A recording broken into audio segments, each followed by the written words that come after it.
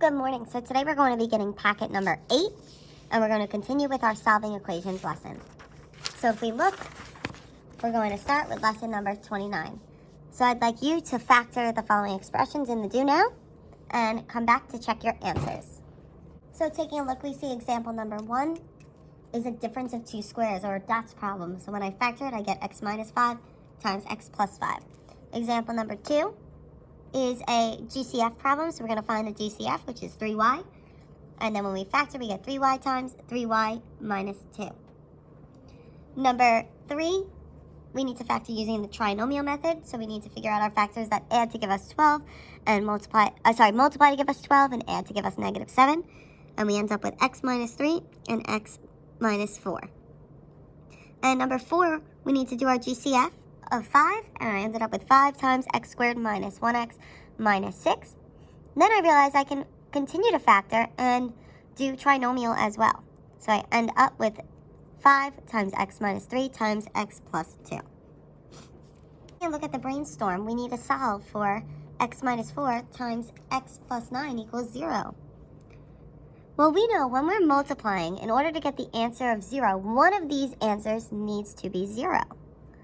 So in order to solve this, since we have two binomials that equal 0, I am going to try to set each of these equal to 0 and solve for my possible options to get 0. So if I have x minus 4 equals 0, so if this expression equals 0, then I know I'm multiplying by 0, so it becomes 0. Or if x plus 9 equals 0, then I know that I'd be multiplying by a 0, so I would get 0. So now I could solve each of these. So I need to add 4 on both sides, and I get x equals 4. And then I subtract 9 on both sides, and I get x equals negative 9. So the two answers for x could be negative 9 and 4. We're going to list them from least to greatest. And since these are just values of x, we can write it as a set of numbers with this squiggly bracket there. So that gives us our set of numbers that are possible for x, which would be negative 9 and 4. So let's look at the next one. Here I have 10x squared minus 25x equals 0. So something that I notice here, if I take away the equals 0, I see that I can actually factor this expression with a GCF. So I'm going to factor this. And my GCF here would be 5x. So I'm going to factor, and then what I'm left with is 5x minus 5 equals 0. So now here I have two polynomials being multiplied by each other. So I have a monomial being multiplied by my binomial there. So in order to get an answer 0, one of those would have to be 0. So I'm going to separate. What if 5x equals 0? So that's an option. Or 5x minus 5 would have to equal 0. So now I could solve each of these to figure out my options. So here 5 is really being multiplied by x, so I would divide by 5. And I end up with x equals 0 divided by 5 is 0. For this one, I need to add 5 to both sides. And I get 5x equals 5. Then I need to divide by 5. And I get x equals 1. So my options would be x equals 0 or x equals 1.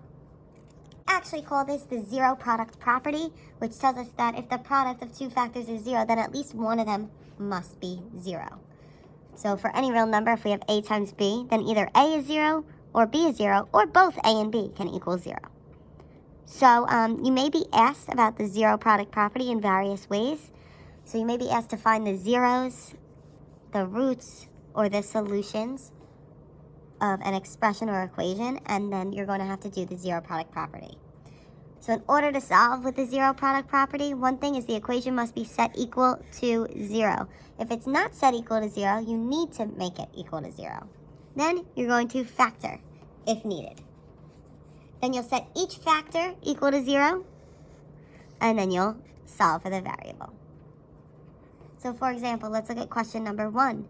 We have x minus 6 times x plus 8 equals 0. So it's set equal to 0. Awesome. Now let's look. Can I factor this? No, because it's already factored. So then I'm going to set each of my factors equal to 0. So I have x minus 6 equals 0, and x plus 8 equals 0, and then solve. So for this, I need to add 6 on both sides, and I get x equals 6. Here I need to subtract 8 on both sides. I get x equals negative 8. So I can write it as a set of numbers, negative 8 and 6. So x equals negative 8 and 6. Let's look at question number 2 here. I have 2k squared minus 20k equals 0. So it's set equal to 0, so I'm good. Then I need to look, can I factor this? And you'll notice there that I have a greatest common factor here. So I'm going to factor using my GCF. So my GCF would be 2k. And when I factor that out, I'm left with k minus 10 equals 0. So now I need to set each of my factors equal to 0. So I have 2k equals 0 and k minus 10 equals 0. So 2k equals 0, I need to divide by 2 on each side. And I get k equals 0.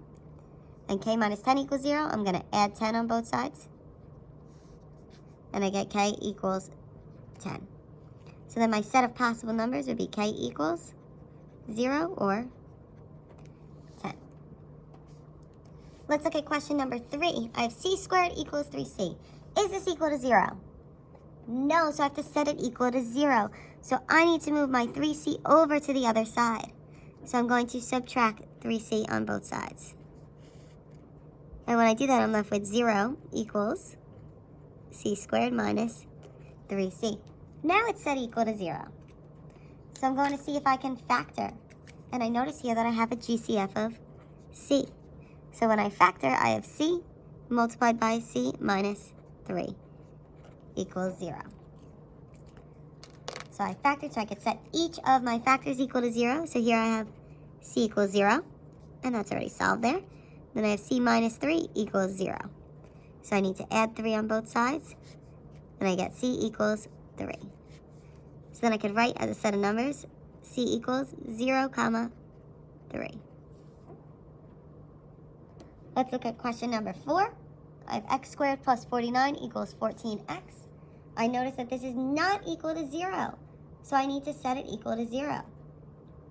So I need to move everything over to one side. So here I'm going to subtract my 14x on both sides.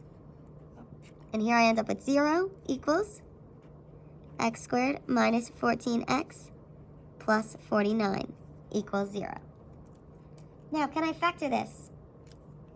I notice that this is actually a trinomial. So I need to find my factors that multiply to give me 49 and add to give me negative 14. So I'm going to set up my 2 sets of parentheses, split up my x, and I realize that I have a negative 7 and a negative 7. Because negative 7 times negative 7 gives me positive 49. And negative 7 plus negative 7 gives me a negative 14. So now I factored, I need to set each factor equal to 0. So then I have x minus 7 equals 0 and x minus 7 equals 0. I'm going to add 7 on both sides, and I get x equals 7. Then here I'm going to add 7 on both sides, and I get x equals 7. So they're both just 7, so my x value would equal 7. If you have any questions, please comment them on this video or in the Google Classroom. And complete practice worksheet number 29.